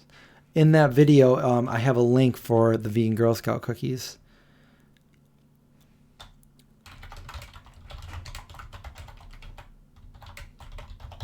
Because my friend's sister works for the Girl Scout cookies, so I had like an exclusive interview with her. Let's see, I have one from a year ago, from 2 years ago. Yeah, so I usually do one every year. I didn't do one this year because, I have 2 other ones. So let's pause that. Let's see, order here. Okay, so I don't know. Let me just click on this link and see if it's even still. So this might be the ABC Baker right here. That's the link that I had last year for the Girl Scout cookies. And I believe you can find all the vegan ones there. Am I going to play The Witcher? At some point, yes, I will play The Witcher because I do have The Witcher 2 and 3. And Josh actually plays Warcraft, so I might be playing Warcraft with him. I used to play Warcraft, so I do have an account, and I do have some pretty high-level characters, so I might do that as well. And just so people know, I already did the research, so in case you're wondering on the Girl Scout cookies, is that sugar processed through bone char on the vegan ones? The answer is no. They use beet sugar, so it's not processed through bone char. Yes, the Thin Mints are vegan no matter where you get them, but ABC Baker, you got to look at the back of your Girl Scout cookies, and if the company that made them is ABC Baker, they have like 5 or 6 different vegan ones. The other one only has the Thin Mints, and they're not interchangeable. So you might have like the vegan peanut butter ones, and then if you have the other one from the other bakery, peanut butter ones, they're not going to be vegan.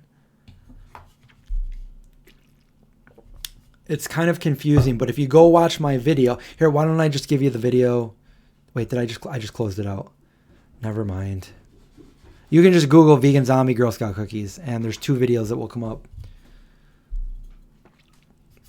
Boy Scout cookies? No, the Boy Scouts, we sold popcorn.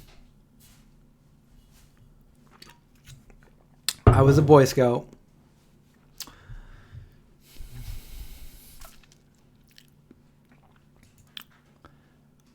Well, guys, this was fun. We've gone 2 hours. I've never been to Thailand, Natalie. It is definitely vegan friendly. My friend Jeremy used to live over there, and he's been trying to go back to Thailand. He actually had a plane ticket. He was supposed to go back there on the 11th of this month. They canceled his ticket because he was supposed to fly into Wuhan. And we all know why that wasn't going to happen. So they canceled him. He didn't go.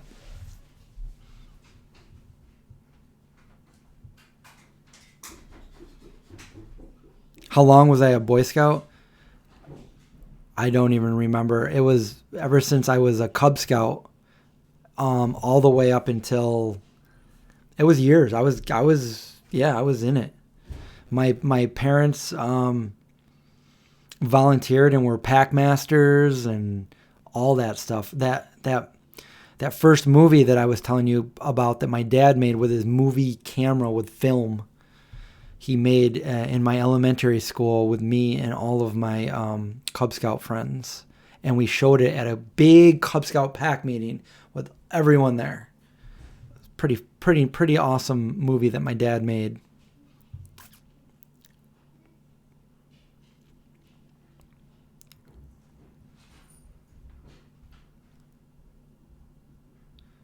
Was my sister a Girl Scout?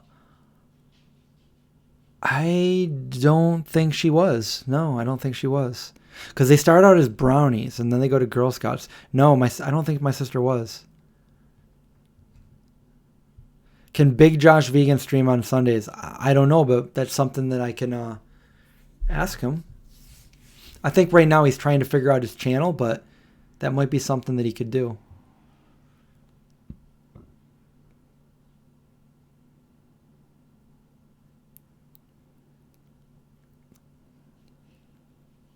Do I think Katie will be a Girl Scout?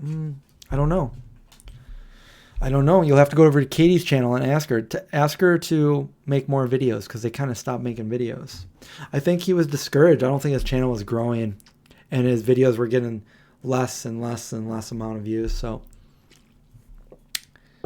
and he was already pretty busy doing it, staying up late hours to edit those videos. So, unfortunately, I tried to get him to keep doing it.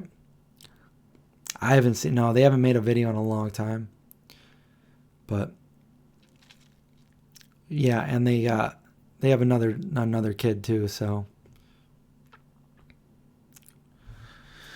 But I love the questions. I loved hanging out with you guys for the last couple hours, actually 3 hours if you guys were on the other stream, and go ahead and thumbs up the video if you want, and I will go check out my last video too. Yeah. If you haven't already, go check it out because it was fun. And that's all I got. I'm going to go make some food, and I'll see you guys next time. How's that?